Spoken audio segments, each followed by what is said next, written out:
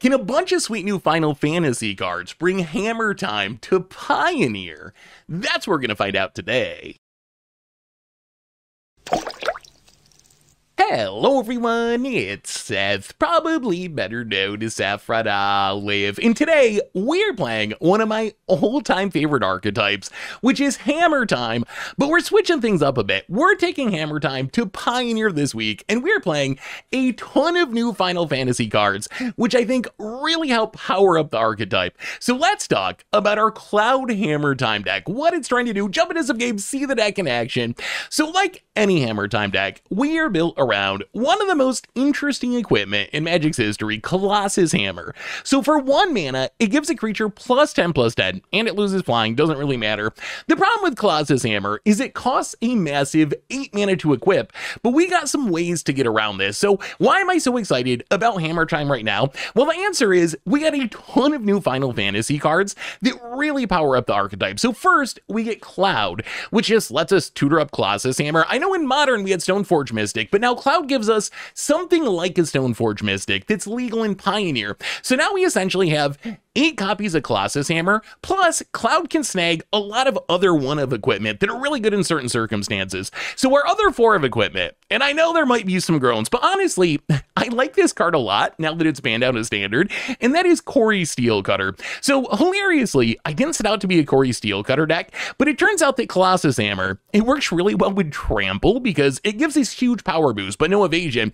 So I was looking for an equipment that gives Trample, and then I realized, well, the choice is actually pretty obvious. It's Corey Steelcutter, it gives Trample, and it gives haste, so it works with our Colossus Hammer plan, and it also gives us a backup plan. We're not a great Corey Steelcutter deck because we don't have cantrips or anything, but still, there's some games if we don't find Hammer, we can play a Cutter, trigger it a couple times to make some monks, get in some damage that way.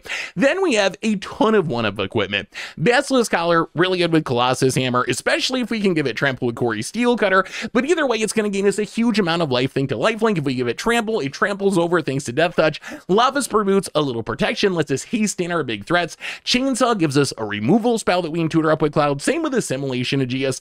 Cryptic Coat and Bladehold Warwhip give us creatures that we can tutor up with Cloud. I really like Cryptic Coat in this deck since it makes an unblockable creature, which also is a really good target for Colossus Hammer. And then there's one Buster Sword, which honestly, I don't even know if Buster Sword is very good in this deck, but you gotta play a Buster Sword in your Cloud deck, and it'll be sweet if we pop off with it. So that's our equipment package, with Cloud to find what we need. Then we have our attach our Colossus Hammer to our creatures package, and this is where you really see the huge impact of Final Fantasy. So we got Sigarda's Aid that lets us flash in our equipment and free equip them, but then we have 2 new Final Fantasy cards. Stolen Uniform, for 1 mana instant speed, just puts an equipment on one of our creatures, and then Ruban, whenever we attack with it, we can attach an equipment to an attacking creature. Also has a pretty big ward if we can get a hammer on it. So now we have a ton of different ways that we can get our hammer onto a creature without paying its massive equip cost, and mostly we can do this at instant speed. We also have our super explosive 1-drops in Cacophony Scamp and Fireblade Charger, and these cards let our deck, with our best possible draws, literally win the game on turn 2. If we can turn 1 play Cacophony Scamp, and then turn 2 Colossus Hammer and equip it either with Stolen Uniform or Sigarda's Aid, we hit with Cacophony Scamp for 11, then we sack it to deal 11 more damage with its death trigger, win the game on the spot on turn 2. So that doesn't happen especially often, but it is one of the biggest upsides of the deck, that we can just get these super fast free wins if our opponent doesn't have a removal spell. Fireblade Charger, kind of a backup scamp, not as good because it can't sack itself to deal damage. Otherwise, it works the same way. Really good with equipment. When it dies, we get a bunch of damage equal to its power. Mana Base, one of the other big impacts of Final Fantasy on this deck is thanks to Starting Town, we can now play a 3-color mana base with it and with Mana Confluence, a bunch of Shocklands, a basic land, and have this all untapped mana base that still makes our mana really consistent. I will say one change I would make to this mana base, I would play slightly fewer shocks in a few fast lands just because our mana base is really painful. We take a lot of damage off of it, but our colors are very consistent for being a 3-color deck. As far as the sideboard, we get a bunch of removals, some counter spells to deal with sweepers and so forth, some Graveyard Hate, Deafening Silence for combo decks, and that is Cloud Hammer Time for Pioneer, and that's our deck for today. So let's jump into some games and see if some of these sweet new Final Fantasy cards can actually bring Hammer Time to Pioneer. Thanks for watching, everyone. I hope you enjoy it, and I'll be back in a bit for the wrap up. Need some magic cards? Well, you can snag them from our sponsor, Card Kingdom, over at cardkingdom.com/mtggoldfish. Want to help out the channel? Well, you can snag these super sweet new dice, playmats, tokens, and more over at mtggoldfishmerch.com. We are playing some Pioneer Hammer time, trying to figure out if all these new Final Fantasy cards can actually make my favorite modern deck into kind of a thing in Pioneer. In this hand, boy, if we had a hammer, this would be turn 2 kill, potentially. We could draw the hammer, and even if we don't draw the hammer, I mean, we got Cutter, we got... Oh my god, that's a hammer. Well, let's see if our opponent has removal. Cacophony Scamp, and pass the turn.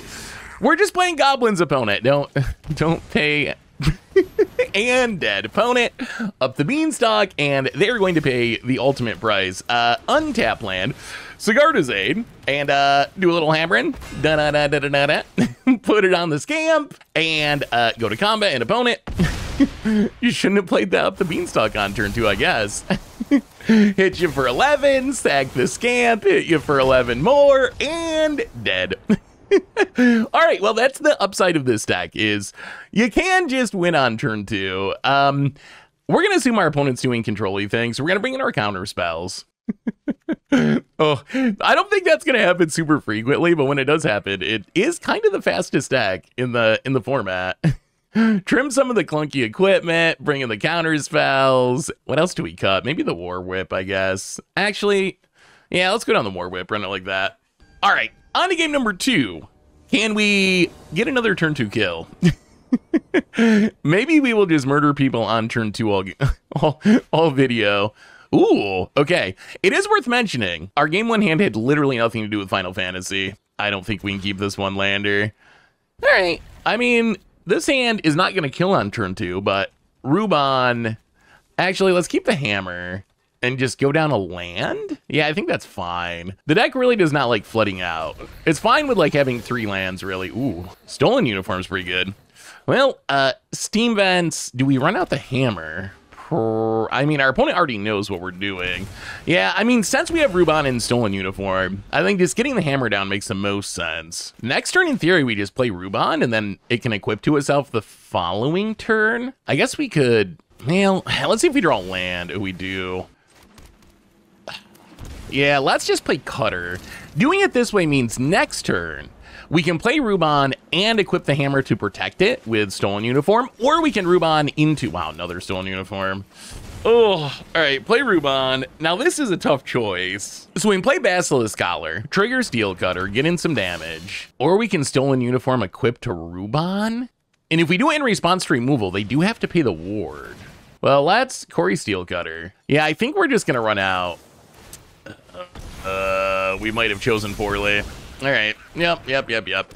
I mean, we still get the Cutter token. And I guess, like, in some sense, this doesn't matter too much because we have the Stolen Uniforms in hand. So we can just put the hammer on the Cutter token. So we still have a body at least. Ooh. Oh, my God. Double Lightning Helix. Oh, that's an awkward draw. Well, okay. This hand is so clunky now. We can't actually even trigger the Cutter. Oh, it's so fun. Like, if somehow we could trigger the Cutter, we could theoretically just win here. We could put both hammers on the hasty token and literally just win. But we don't have a way to trigger the Cutter. Oh, man. Maybe we should have. Maybe we should have went on the Protect Ruban mode. Opponent, gonna grab the Ariat. No. Stolen Uniform's so good in this deck, and it's looking so bad right now. It is looking so incredibly bad. Opponent. Elish Norn. I mean, we don't really have... Well, I guess it shuts down Cloud. But we don't have a ton of ETB triggers we care about. Opponent, Astro, this one might be slipping away. Slipping away. Opponent gonna get in with Elish Norn. Hit us down to 10. We're also kind of dying. Yeah, starting town, yeah. We're staying in this just because we purely have the upside of potentially winning out of the blue with 2 hammers. Although... turn by turn, it is getting less likely. Stolen Uniform's so good, but this is just not. Man, we should have just protected that Ruban. This deck's kind of funny. Oh boy. Blows up the Cutter. Well, I mean, we have a million uniforms to discard. Okay, life is getting worse. This deck's kind of funny. I started out as blue-white hammer time, and it was... I think the worst deck I'd ever played in Pioneer. I did not win a game with it. So I was like, all right, what about Boros Hammer time? Boros Hammer time. It got some turn 2 kills, but it still wasn't very good overall. Finally, I was like, what if we just jam it all together? And that is when the deck actually started to feel kind of reasonable. Now, opponent, Bring to Light, triggers Ancient Cornucopia, gonna gain some life. I mean, we gotta be dead, right? Without the cutter, it's really tough, because our plan was, if we get a hasty creature, maybe we can one-shot opponent Tybalt. Well, I mean, we can draw one more card, but I think this one might be over. Opponent finds another Bring to Light, yep, and a land. Hits us to 6, come on, deck. And starting town. All right. Well, that one was kind of a blowout. All right, let's run it back. So game 1, turn 2 kill. Pretty busted. Game 2, we should have protected the Rubon, I guess. Well, all right. I mean, looks like a cutter game. It's so funny. I feel kind of dirty playing cutter in the deck, but the deck really wants trample, and it wants it on an equipment because we're an equipment deck. And then once you get to that point, it's like, cutter is just the right choice. Like, cutter in this deck, yes, the body making is good, but it's also relevant just to, like, put it on a cloud with a hammer on it so it has trample. So it's just, like, the best version of the give your thing trample effect now. Well, get in with the Fireblade Charger, 8 to 17. Untap land, and Corey Steel Cutter #1. It also gives the deck a backup plan. We're not a good cutter deck. It's not like Standard Prowess or something where you could just like pop off with cutter every single turn. We don't really generate card advantage. We don't have cantrips, so we don't trigger cutter that consistently. However, still super worth it. Opponent, gonna do a little verging, and ooh, cloud. We finally found a cloud. We have finally found a cloud. Well, I mean, I think this choice is pretty straightforward, which is cutter #2 into Sigarda's Aid, double trigger the cutters, smack you for a bunch. And then next turn we can double trigger 2. And that will probably be all the cutter value we get, but well, all right. Make the monk, get down the Aid. Actually, there's a chance we just win next turn with cloud, because we can cloud for a hammer and equip it. Opponent, Lightning Helix. All right, down to 70. Well, let's see what our opponent does. The other trick of this is, because cutter triggers when you cast this spell, we can cast like a hammer as our second spell. It'll trigger the cutter first to make the token, and then we can free equip. Opponent hits a Sigarda's Aid. Oh, we needed that starting down to be untapped here, and I think we win. I mean, this is still good. We can cloud, grab us a hammer. We don't have free equip this turn, unfortunately, but oh man, if that was an untapped land, we just win. But we still get to double trigger the cutters with the second Sigarda's Aid. Get in, hit ya. I mean, this is still a pretty decent attack. Get in for 7. Opponent drops down to 10. And we might be killing our opponent in multiple ways here. We have the Voltron hammer kill and the Go Wide cutter kill. Opponent, if they have temporary lockdown, we cry and scoop, which would be very bad about it. Wow. Oh, that's got to be just admitting defeat, right? Wow. Okay, well, now we definitely win. Because now we just put the hammer on something. Our opponent has to kill that something. And even if they kill that something, then we just stolen uniform the hammer onto something else. I mean, I guess we might as well put it on the charger. And I think this means our opponent has to kill in response. There's the fatal push. However, we can actually just make them die to the removal spell. Stolen uniform. Get it on the Fireblade Charger. 11 to the face, trigger the cutters, and opponent scoops it up. And that went pretty well. Turns out, Corey Steel Cutter, kind of a messed up magic card. Who would have thought? Final Fantasy hammer time. Finding out if all these new Final Fantasy equipment cards can actually... Oh, God, that is the worst hand ever. Okay. I mean, this is not a great hand, but it's functional. It's functional. We're going to put a land at the bottom. Stands fine. Unexciting if fine. Fireblade Charger is the worst of our 2/1 drops. Kind of funny, when I first started messing with this deck, I had Zach Fair in the 1-drop slot, and I did not like it. I don't think I protected anything with it. Wait, do we just... I mean, I guess we don't technically win because we have Fireblade Charger instead of Scamp. But this is still pretty close to the turn 2 kill. Sigarda's Aid, hammer up the Charger. Hit you for 11. If you kill it, you die. Opponent, can you stop? Nope. Nope. The answer is nope. And all right, turn 2 kill. I don't know if that technically counts, but close enough. I don't even know if we change a ton because I don't know what our opponent's doing. I guess a couple spell pierces, maybe. Try it like that. All right, on to game number 2. We are on the draw, playing some Final Fantasy Pioneer Hammer time versus we don't even know what, because our opponent died after playing a single land last turn.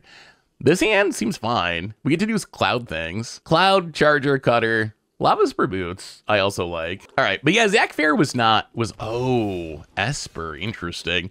Zach Fair was not impressive to me.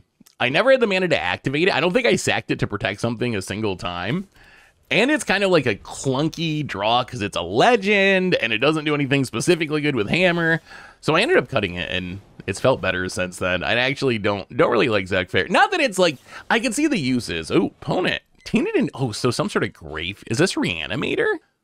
I guess it could be like an Oculus deck. Well, we get down to cutter. Opponent, Tainted Indulgence, does a little looting. Plays land number 3. Well, this feels like a cuttery kind of game to me. This might be a cuttery kind of game. Cutter number 2, see if our opponent has a counter or something. I mean, if we just trigger both of these cutters, our opponent's gonna have to do, oh God, all right. Das Boots, Lava Spur Boots, Cutter. What was Wizards thinking? That Faithful Mending, sure. I mean, if they find some big reanimation target, they could still kill us here. That is still a thing that could definitely happen. Opponent discards. Collective Brutality and Removal, sure. Still know what they were thinking when they made Cutter. Although, I guess in Wizards' defense, when I first saw Cutter, I thought it was good, but I did not expect format defining. I mean, it's very hard when a card is spoiled to have your initial reaction be going to define multiple formats because there's very few cards that do that. So if you're predicting that every set, you're probably going to be wrong like 90% of the time. Well, let's play the land. I guess we do a little clouding. I mean, we can cloud for hammer and then use Stolen Uniform to equip the hammer. I mean, we might as well get the hammer at least. And then, yeah, I mean, we got to run it out because it triggers cutter. There is a chance we just win here. If our opponent doesn't have anything, are they literally dead? I feel like they're literally dead. That's 14, 16, prowess. Yeah, I mean, if our opponent does not have removal, they actually just die. And we got to go for it. They probably have some sort of interaction, but how do we pass up the free kill? Got to put him to the test. Trigger the prowess. Stolen Uniform. Hammer on the cutter token. And opponent, do you have removal? Or I guess they could deal with the hammer somehow. I mean, something as simple as a fatal push keeps our opponent alive. So there's a good chance they can survive this. Yeah, wow, okay. Stolen Uniform's a big deal for this deck. We had the white one, Resolute Strike. All right, Vanishing Verse to kill the token. I wonder if killing a token's better than killing the hammer. Faithful Mending for opponent. Gonna draw some cards. Because now if we draw another Stolen Uniform, we still just get them. We still get them. Opponent. Discard. So they're like Esper Control, I guess? And opponent has had enough and scoops it up. And we just keep hammering. Keep hammering, and it keeps working somehow. Final Fantasy. Oh, man, I wish it was hand a hammer. If we could trade a land for a hammer, this was like the nuts. On the other hand, without the hammer, it's still fine. I mean, we could just draw the hammer and win on turn 2. We have all the free equipping, none of the things to equip. Well, starting town. Get down the scamp past the turn. See what our dear opponent's up to. Schwampe. Another Fireblade Charger. I feel like Mono Black might actually be a tough matchup. I feel like they are just very good. They're like, they're built to be aggro decks. That's the upside of Mono Red, to the point where they're playing like Gifted Etherborn and all this stuff. So I feel like they're just going to have the tools to kill our creatures, probably. I mean, we get down a Rubon, which is good if we ever find a hammer or some other equipment. Bonus. Well, I mean, the upside in these removal heavy matchups, yes, they might not be great matchups. Oh, man. Sigarda's Aid, one of the best cards in our deck, but we don't, man, we're just trying all the free equip stuff this game. One of the upsides of the deck, though, like, even in a bad matchup, sometimes they just don't have it. And when you put your opponent under enough pressure that they are dying on turn 2 or turn 3, even if they're a removal heavy deck that has a good plan for beating aggro decks, sometimes they're just not going to have that hand. All right, opponent going to go for the throat, the Rubon. Sure. Well, down to 16. Not going to sack the Scamp. Let's play a Fireblade Charger. I almost don't even know if we want to play the Sigarda's Aid. I think we just wait. We have enough mana that we can flash in and equip any equipment we draw, like any equipment in our deck. So I think letting our opponent know that we have free equip is probably not good. The only way this goes, even more free equipping. Well, now we're probably gonna have to play one to keep this trespasser from flipping. The only way this plan goes wrong is if we draw Cloud. But if we draw Cloud, we're gonna get Hammer anyway, so we can still cast it. What a clunky draw. Opponent, well, okay, gonna do some dressing. Because you might as well take Stolen Uniform since we already got Sigarda's Aid. And unlikely our opponent can kill it. Opponent gonna take the Stolen Uniform. And get him with a Graveyard Trespasser. Yeah. I mean, we could double block and try to ping it and discard the Sigarda's Aid. There's Gifted Etherborn. Yeah, this... it's another... This is the weirdest draw. Like, this seems like a tough matchup anyway, but this is the weirdest draw. We have just drawn 0 equipment, and we've drawn, like, 5 ways to free equip or something. We've just drawn so many of the free equip cards about it. Mutable. I mean, I will say, like, if this deck has an issue, I think consistency is one of them. Cards like Cloud help a lot, but we're not really a card advantage deck. We have some weird virtual, like Corey Steelcutter in a weird way is like virtual card advantage because it keeps making you things as you're playing the game. But it's not like we have, you know, Treasure Cruise or something. We're not just going to like refill our hand and pop off on it. Getting in with the Graveyard Trespasser. We're going to take it again down to 10. Could really use some equipment. That would be sweet. Oh, Ritual Chamber. Gonna make a 6. Ah, my God. Sigarda's Aid at number 3. And yep. Well, sometimes you draw all the free equips and no equipment. Yeah. Let's bring in some removal. Maybe a Spell Pierce. Spell Pierce can get the Unholy Annex or a removal spell. Go down some of the clunkier, more expensive equipment, I think, and run it like that. Yeah, that's my general sideboarding plan, is like we have those 4 3-mana equipment. Buster Sword, I mean, it's Cloud, right? You gotta play Buster Sword in our Cloud deck. But it is usually one of the first things we cut. It's a fun option to have access to, but I also think it's... The 3-mana equipment are just kind of clunky. I'm gonna do a little Thought Seizing. Seize double Cloud in a second Scamp. I mean, I imagine you just take a Cloud, but we'll see. Yeah, opponent takes a Cloud. Ooh, we draw a Hammer. If only we had Sigarda's Aid, we would just win. Well, let's play Cloud. I mean, that upside of the deck is like 20% of the time or something. Maybe not quite. You just kind of get a free win.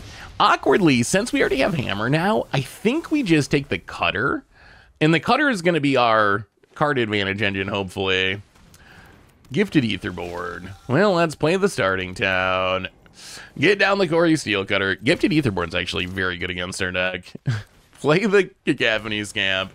Gifted Etherborn also shuts down the Cutter tokens. Yeah, that is a good 2-drop here. Oh, it's kind of funny. Oh no, that's not funny. Meog Massacre. Blows up almost our entire board. Scamp's gonna deal 0. Kind of funny, this game we have not drawn any of the free equips. If we could have mixed our 2 hands together, this match would have went much better for us. Well, I mean, just keep cutting, I guess. Corey Steelcutter. We are gonna have to play the Hammer. This is where you can kind of see that we're not a great Cutter deck. Like, Cutter is great in our deck because of the trample and the haste and so forth. Like, it's very, very good in our deck. But we are not a good Cutter deck. Because now you can see, like, we have 0 cards in hand. We need 2 cards to trigger Cutter. If we ever draw a land, that's another turn that we're not triggering Cutter. So the odds of us triggering Cutter again in the near future, not especially high. Opponent. Gonna take down Lily. Well, yep, we'll sack the token. Opponent gonna gain more life. Back up to 15. Oh, if we had done that in the other order. And we have to play it, right? If we don't play it, Liliana makes us discard it, or we got to kill the Lily. Yeah, and if we had the Hammer in, I think we had to do it this way. We didn't know we were going to draw it. Well, let's play it. Trigger Prowess. I think our only realistic chance is just to win this game out of the blue. We need to draw like a way to equip Hammer, one-shot our opponent. We're going to have to just let this Lily do its thing. Thankfully, it's at 1. Ugh, okay, a 6/6 makes it tougher. If we draw a Stolen Uniform here, do we win? I think we win. Fireblade Charger. Definitely not a Stolen Uniform. Okay, I think we have maybe one more turn. We can equip the Cutter. I guess this lets us kill the Lily. If they block, we kill Lily. If they don't block, we still kill Lily. Because now the Lily could tick down.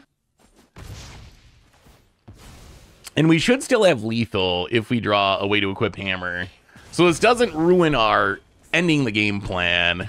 Actually, well, we'll see what our opponent does. Opponent opens up Unholy Annex. Going to start gaining some life. Yield of Going to blow up a starting town. Not that this really matters, but sure.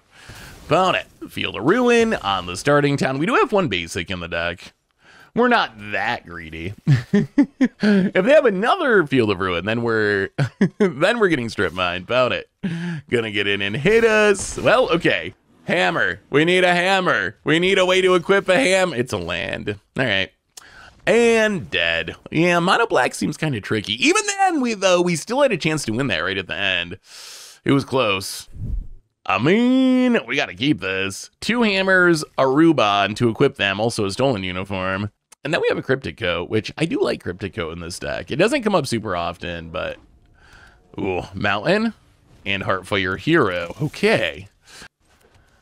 Let's play the land untapped. Get down. Because we have Stolen Uniform and Rubon, we just want to get the hammer down. Can we hammer our way past the big baddie of the format, which is mono red? Opponent, Ember. It looks like a standard deck. Opponent gets in, hits us down to 15. It's crazy how powerful the mice package is. Well, we're going to keep killing ourselves. Untap land down to 13. Rubon. Can you kill the Rubon, or can we do some hammering, opponent? Can we do a little hammering? What we really need to happen here is we need Rubon to live, and then we need to draw a land. If we draw a land, we can free equip hammer with Rubon, and then play and equip the Basilisk Collar and gain a ridiculous amount of life. All right, Monster's Rage, sure. Hits a Mutavault. Well, we dropped to 6. We gotta draw this land. Land or bust.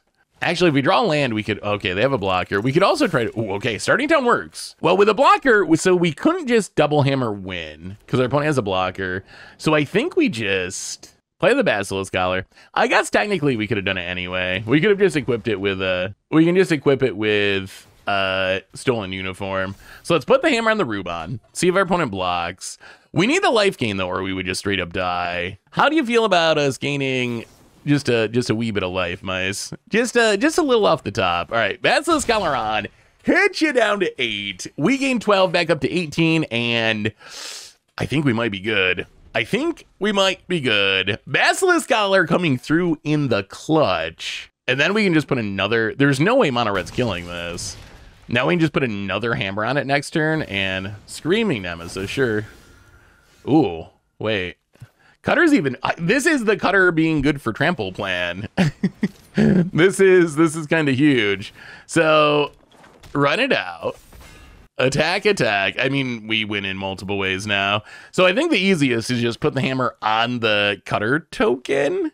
We could put it on Rubon. I guess it doesn't matter what we choose. This deck might actually be kind of good. Like, we just took down the best deck in the entire format with Rubon in Basilisk Collar of all things. Also, maybe a little cutting. The other reason Basilisk Collar is good is Trample and Death Touch work really well together to get through all the blockers. Well, let's bring in a bit of removal. Bring in a bit of life gain that is also removal with Sheltered by Ghosts. Go down some of the slow, clunky Buster Sortie style equipments and run it like that, I think. Ooh, do we keep this? I realized that one lands for some reason. Oh, man. Seems like a good one-lander because we can do a lot. We have removal. We have 2 1-drops. Still, if we do not draw another land, we are going to die. Opponent, Emberheart Challenger, getting in, hitting us down to 17. All right, we draw a land. Wow, there is a cost to this mana base, which is we are taking a lot of damage off of our lands. But Chainsaw the Mouse, I don't even know how that works, but sure, Chainsaw up that mouse. What do you got, Nephilim? Raminamp Ruins, formerly Abandoned Standard. Well, our lands are working out at least. That's a bit of a relief that we're not just going to die without doing anything. This sets us up to potentially... Yeah, we're going to play this tapped, I think. I don't want to take more damage. This sets us up to potentially cloud into Hammer on Rubon next turn, which is pretty good. Opponent. It's okay, baby. Bear is not liking the death of our Rubon there. Good boy, Bear. Get him, sick him. Opponent, Mutavault, and Bone Crusher Giant. Well, okay, we have just drawn all the lands we wanted. I feel like we're still kind of in a bad spot, though. Our mana base is just hurting so much right now. It's okay, Bearby. It's okay, bud. Let's get down the Rubon. And play the land tapped. We need a way to free equip. Like, Cloud getting up a way to free equip would be really good. Opponent gonna Burst Lightning, get rid of the Charger. Kind of a bummer. We kind of want the option to double block on this Bone Crusher. Opponent. It's okay, Bearby. It's okay. And, ooh, Red Cat melee. All right, well, Rubon down. And now this Crusher gets to smack us. Our opponent's also got damage in the mana base we got to keep in mind. They got the Raminette Bruins and the Mutavault. So we're going to take 6 here down to 8. That is kind of a lot of damage. Cacophony Scamp. Well, oh man.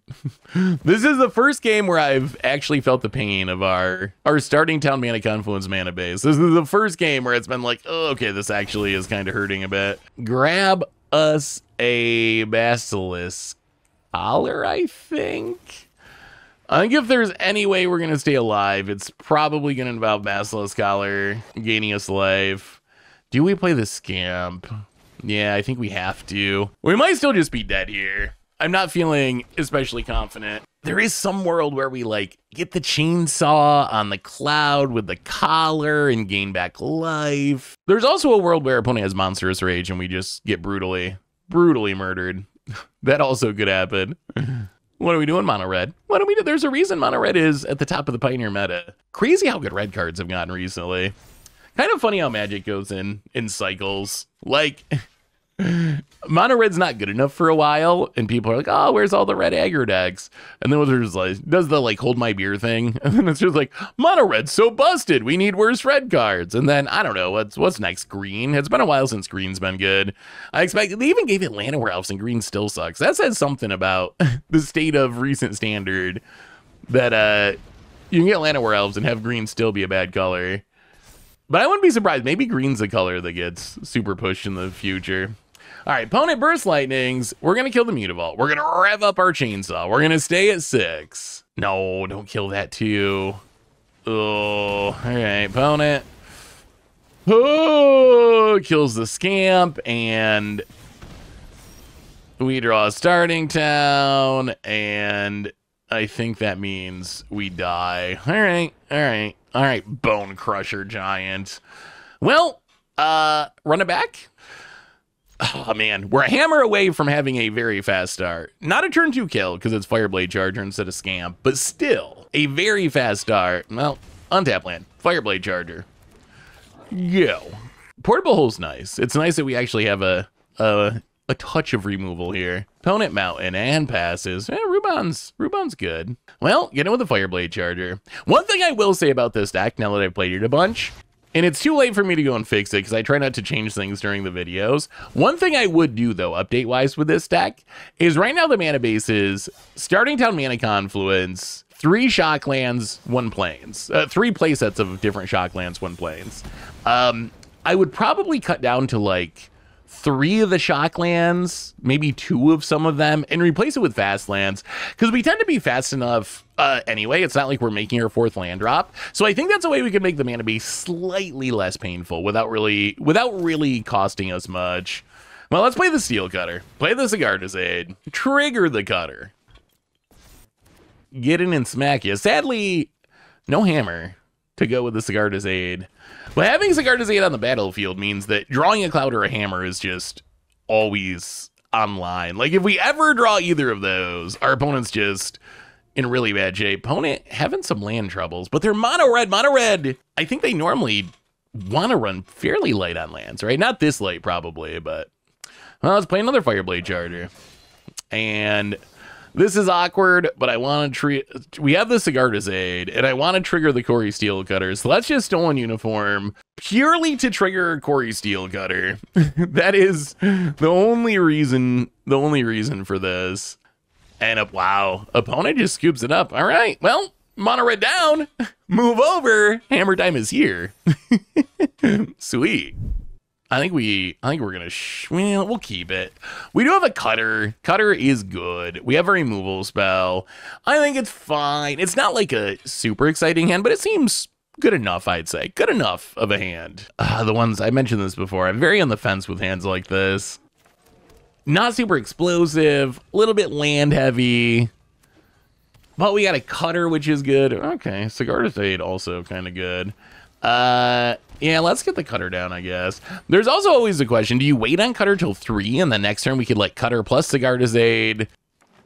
It counts as one of the spells towards itself. This ended up working out pretty well though, because now we want to get rid of this Zaz Chocobo over there. Yeah, I think we just chainsaw the Chocobo. Also, not exactly sure how that works. Pretty brutal, but sorry you exist there, little birdie. Opponent. Royal treatment. Gonna save the Chocobo. Okay, I feel better. I felt a little guilty about chainsawing a Chocobo, but now I don't gotta feel bad. Although we might feel bad shortly when we die to Zaz Chocobo. Opponent. Oh, this has gotta be, is it like mono green landfall? I bet this is a Tifa deck. That would make sense. Ooh, Cloud is a draw. Cloud is a draw. Yeah, that's the best draw. Now we get to Cloud, get the hammer, put the hammer on the cutter, and smack ya. I mean, we're definitely taking Colossus Hammer. Can you stop the hammer? Zaz Chocobo up to a 4/5 is nice, but you know what's nicer? Just making your random 1/1 token into a 14 power attacker for 1 mana. It's pretty good. It's pretty good, I hear. Opponent, would you like a little hammer in? Just a little off the top, opponent. Just a little off the top. Oh man, this Chocobo was just doomed from the start. In one way or another, that Chocobo was gonna die. Wait, what is our opponent? No, oh my God, Boseiju. Wow, that was clutch. Okay, now actually, okay, the Chocobo is not gonna die. Survives the chainsaw, survives the cut-in, the unkillable Chocobo. And now actually I think we're losing by quite a bit now. Oh yeah, wow, that's probably a 1 of 2. Typically you cannot play more than 1 Boseiju. Maybe 2 if you really want it. Now I think our opponent's in really good shape. Ooh, Ordeal of Nylea gets in. Gonna sack it, gonna double ramp, gonna trigger their stuff a bunch. Opponent's deck's actually kind of cool looking. Now I kind of want to try building mono green landfall and Pioneer. It's working at the moment. Yeah, that Chocobo's getting absolutely massive. Yeah, to the point that we got to start chumping. And next turn they can start doubling the counters. Yeah, we're in rough shape. No amount of chainsaw revving is gonna save us from the Chocobo. Another Rubon. Well, I mean, play the Rubon. And yeah, I mean, this doesn't feel super exciting, but chainsaw up the Cloud, trigger the cutter. So what we need to do is we pretty much always have to have 2 blockers. The only saving grace we have here is none of our opponent's stuff has evasion. So it is chumpable. If we keep triggering cutter, we can keep making chump blockers. We got to get in for some damage, right? Yeah. I mean, the way we can win is try to chump for like maybe 1 or 2 turns to stay alive, and maybe some combination of like top decking a Cloud for a hammer and then getting lifelink or something. I think that's our most realistic shot. The problem we're going to run into though is our opponent's stuff is so big that it's going to be able to actually stop a Colossus Hammer creature at this point. Opponent gets in. Well, Rubon, block, Bristly Bill, rock with the token. Staying alive, staying alive. Wrong song for this episode, but we're supposed to be playing Hammer Time, opponent, not Staying Alive. Opponent passes, starting town. That does not even trigger the cutter, and that means we're dead. Like, technically, we could double jump and survive, but then there's no way we can win from that board state, so... Well, let's bring in some cheap removals. I'm still betting our opponent's a Tifa deck. We didn't see a Tifa, but all the stuff that we saw would be the exact cards you would play in a Tifa deck. So we got to keep in mind that we might not be the only one trying to one-shot people early in the game. I think technically our deck's faster because we can one-shot on turn 2, and Tifa can't do it until turn 3, but we definitely need all of our cheap removal here, which is not plentiful, but yeah, let's cut the boots, run it like that. All right, on to game number 2, we're on the play, which is good. In a aggro mirror like this, being on the play is pretty helpful. Ooh, all right. Well, not keeping the zero lander. Ooh. All right. This hand is not exciting, but we think we got to keep it. Yeah. 4 lands, a Sigarda's Aid, and the Cutter. Well, hopefully we draw some action. Cloud is probably our best draw, I would say.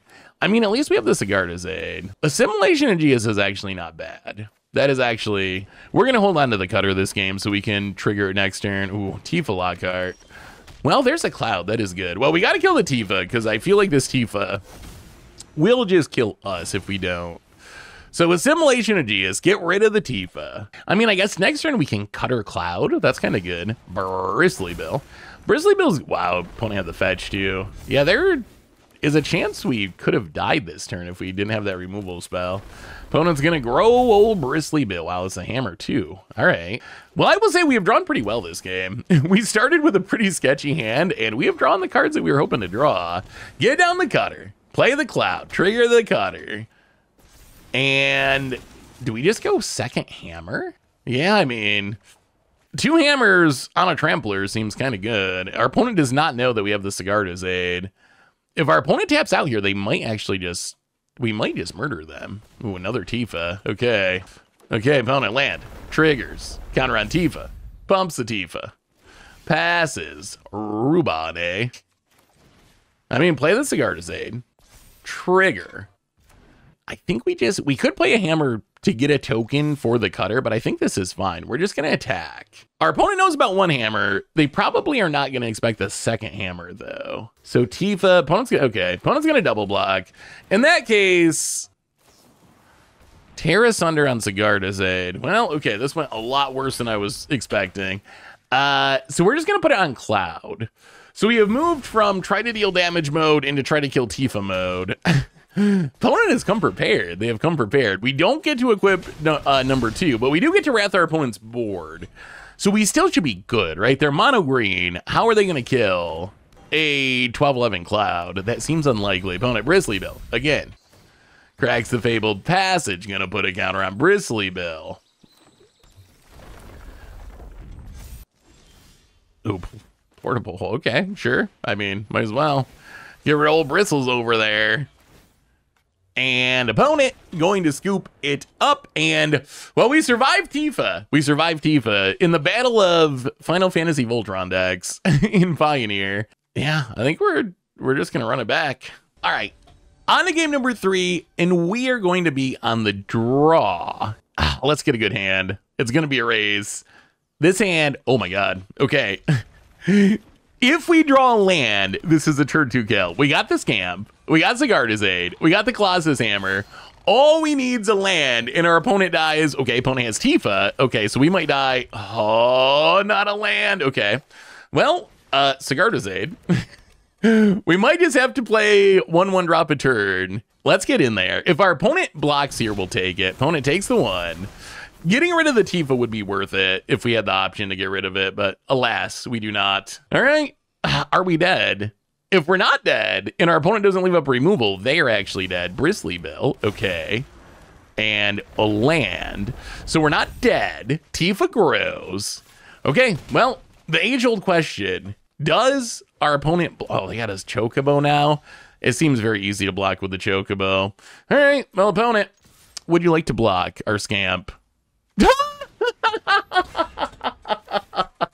Opponent chooses death. Okay. Opponent has a 0/1 Chocobo.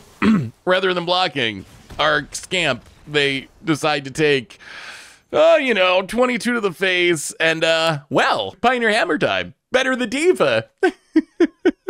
Not the turn 2 kill, but the turn 3 kill with a single mana.